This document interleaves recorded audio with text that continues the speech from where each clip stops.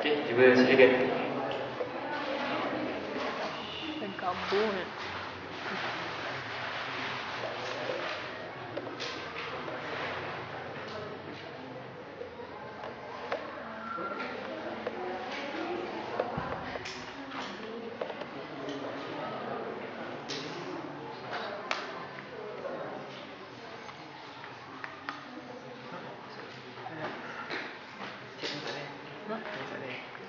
Ada pen tak? Aku ada tak mana? Ada pilih.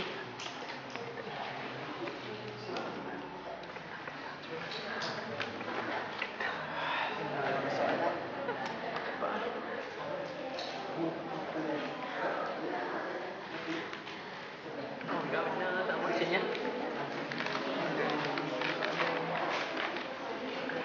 Macam mana? Yang salah.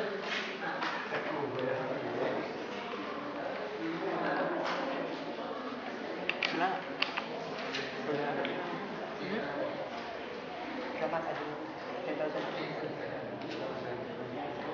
Tengok ni tak? Tengok tak ni? Mata ke tadi? Ha. Saya kau.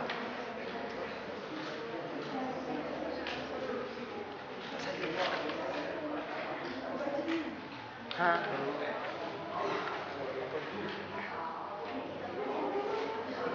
Cik, katanya.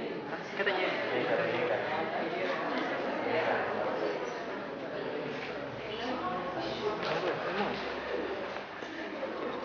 Tadi ustaz tak daripada tak nak aku sini ya. Okey, soalan daripada saya bacakan ya. Sejauh mana sebagai seorang pelajar keutamaan antara dakwah dan pelajaran? Kerana ada sesetengah golongan yang menekankan dakwah berbanding pelajaran. Apa pandangan Ustaz?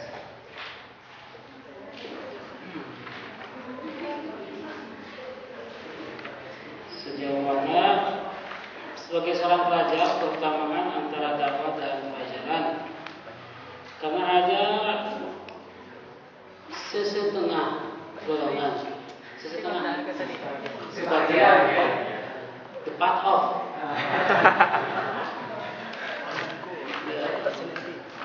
yang menekankannya dakwah, tapi pelajarannya ketinggalan, itulah maksudnya. Kita sebagai seorang muslim itu hidup harus memiliki sebuah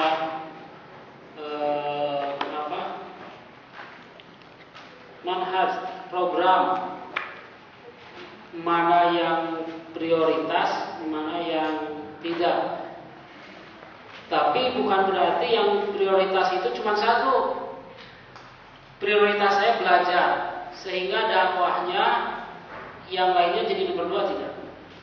Tapi buatlah prioritas sehingga dari kesemua yang aktivitas kita lakukan itu semuanya tawazun, seimbang. Belajar itu bagian dari amanah yang sangat besar. Dakwah bagian nikmat yang paling besar yang Allah berikan kepada kita. Jadi kalau ditanya mana yang lebih utama, yang lebih utama adalah bagaimana proses belajar kita bisa menjadi dakwah buat orang lain. Saya belajar aja dulu, nanti aja dakwah, tidak. Tapi bagaimana dalam proses belajar ini kita menjadi bagian dari proses dakwah. Contoh, tuh lihat Kang Muhsin, Cik Muhsin, sudah belajarnya berhasil, membina kadernya luar biasa, itu dakwah. Bagaimana kita menjadi prestasi tertinggi di sekolah, namun kita menjadi ahli masjid, menjadi aktivis dakwah. Jadi bagi saya pribadi, bahwa belajar dan dakwah itu dua prioritas yang tidak bisa dipisahkan. Dua-duanya harus menjadi prioritas, tinggal bagaimana kita manage waktu kita. Kalau orang yang kuliah, mungkin kalau ditanya besok hari Senin jam 9 ada di mana, masih bisa jawab. Kalau yang sedang kuliah, yang kuliahnya sedang aktif maksudnya. Besok ada di ruangan anu, dosennya anu, materinya anu. Tapi beda dengan pengangguran. Assalamualaikum, waalaikumsalam, sedang di mana? Di rumah. Besok bisa nggak antar saya? Besok ada acara nggak tahu nih. Kalau ibu saya nggak nyuruh ke warung, saya ayolah boleh. Nggak jelas hidupnya itu. Tapi seorang muslim itu aturan hidupnya jelas. Dia sudah bisa memprediksi, sudah menempatkan memanage waktu itu dengan baik. Kapan dia berdakwah, kapan dia menyempurnakan tugas-tugas kuliah, kapan dia menyempurnakan semua yang harus dia selesaikan. Setiap waktu itu dibuat alurnya. Jadi dakwah itu prioritas, belajar itu prioritas. Yang penting bagaimana belajar kita menjadi bagian dari dakwah, begitu. Ini yang menjadi menjadi hal yang seharusnya bisa bersinergi, berdampingan, tidak dipisahkan. Tidak boleh ada dikotomi antara belajar dengan dakwah. Kalau kita belajar, tidak berdakwah, siapa yang akan merubah kelas kita? Siapa yang akan merubah lingkungan kita kalau bukan kita? Kalau kita habis-habisan dakwah tidak kuliah, wala tansibaka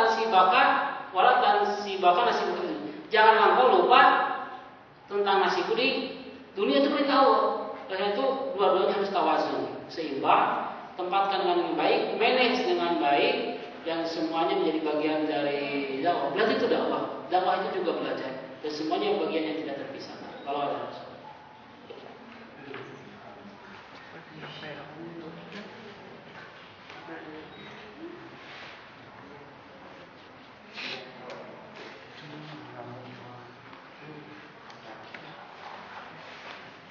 Ni nak buat satu.